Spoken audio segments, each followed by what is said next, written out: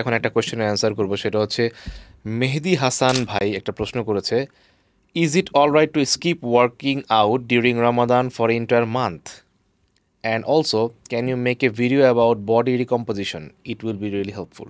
ওকে, তো বডি রিকম্পোজিশন নিয়ে আমি একটা ভিডিও অলরেডি আপনাকে কমেন্টে লিঙ্ক দিয়ে দিছি, আপনি ভিডিওটা দেখতে পারেন, ওখানে বডি রিকম্পোজিশন নিয়ে একদম ডিটেল আমার এক্সপ্লেনেশন দেওয়া আছে।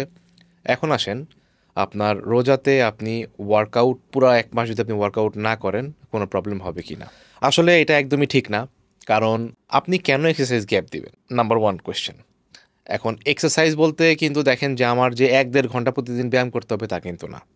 আপনি যদি জিমে আসতে পারেন আসেন, জিমে আসলে আপনি একটা প্ল্যান সেট করেন, ছোট প্ল্যান, লাইক আপনি বড় বডি পার্টে 3টা আইটেম করবেন এবং ছোট বডি পার্টের আপনি 1 থেকে 2টা আইটেম করবেন, এবং সেট কমায় দেন, 2 সেট মারেন। প্রথম প্রথম যে এক্সারসাইজটা করবেন সেটা আপনি 3 সেট করেন, পরেরগুলো আপনি 2 সেট করে করেন, এবং মিনিমাম ইন্টেন্সিটিতে এক্সারসাইজগুলো করেন।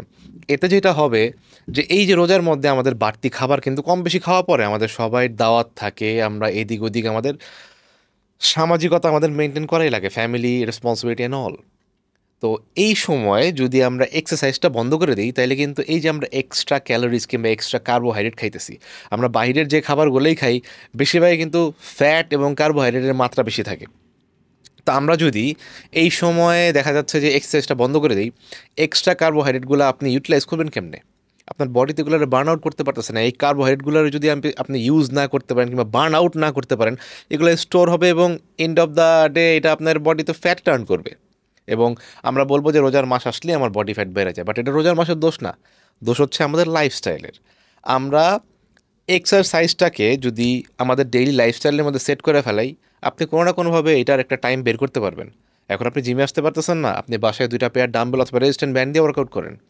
আচ্ছা, আপনি কিচ্ছু করতে পারতেছেন না, কোনো টেনশন নেই, আপনি পুশ আপস করেন, ওয়াকিং লাঞ্জেস করেন বাসায়, বডি ওয়েট স্কোয়াট করেন, অ্যাবস করেন, ক্রাঞ্চেস করেন, আপনি 15-20 মিনিটের মধ্যে এটা করতে পারবেন ইজি। আফটার দ্যাট আপনি অল্প কিছুক্ষণ কার্ডিও করেন, সেটা বাসায় আপনি ওয়াক করতে পারেন, স্টেপ কাউন্ট করতে পারেন, সিঁড়ি দিয়ে আপ ডাউন করতে পারেন, পার্কে হাঁটতে পারেন। এক্সকিউজ দেওয়ার কিছু নাই এখানে, আপনি চাইলেই আপনি ওয়ে বের করতে পারবেন। বাট একবারে আমি ওয়ার্কআউট ছেড়ে দিলাম, এইটা একদম রং ডিসিশন। কারণ এক্সারসাইজ আমাদের শুধুমাত্র আমাদের যে আছে না যে আমি মাসল দেখাইতেছি বাইসেপ ট্রাইসেপ, এটার জন্য ব্যায়াম করতেছি, আসলে এক্সারসাইজ কিন্তু তার জন্য নয়।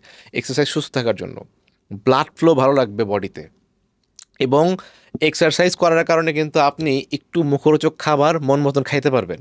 এবং যদি এই ব্যায়ামটা না করেন তাহলে সেটা আপনি খাইতে পারবেন না। সো আমাদের কী করতে হবে, আমাদের অ্যাটলিস্ট রোজার মধ্যে যদি সময় একেবারেও না বের করতে পারি, অ্যাটলিস্ট সপ্তাহে 3 থেকে 4 দিন আমাদের এক্সারসাইজ করার একটা টাইম বের করে নিতে হবে। আশা করি আপনি আপনার প্রশ্নের উত্তর পেয়েছেন। Thanks for watching.